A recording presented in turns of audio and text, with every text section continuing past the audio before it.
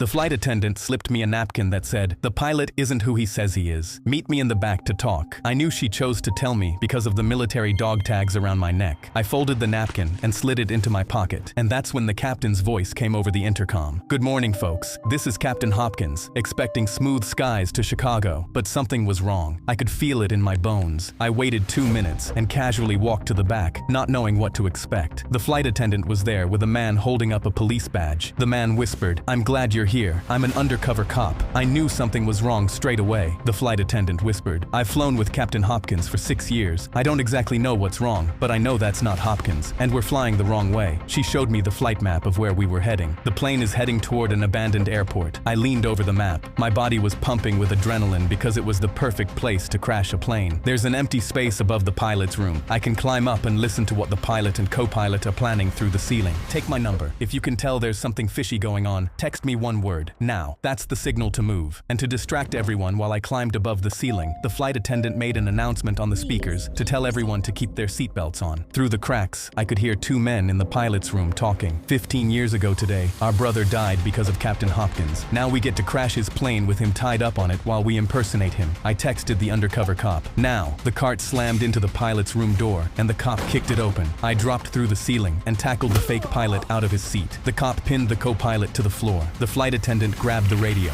"Mayday! Our pilot is gone. We need help landing right now." She looked at me. "Find Hopkins, the actual pilot. He has to be on this plane somewhere." I sprinted to the back of the plane, checking every door. I yanked open the closet next to the bathrooms, and Captain Hopkins was inside with his hands tied and tape across his mouth. I ripped the tape off. "Get me to the controls." He ran to the front and dropped into the pilot's chair. He grabbed the wheel. "Tower, this is the real Captain Hopkins. I'm landing this plane." When we finally landed, the cops dragged the brothers off in handcuffs. The flight attendant came up to me in the aisle. I pulled the napkin out of my pocket and held it up. "You saved 200 lives with this." She smiled and took it back.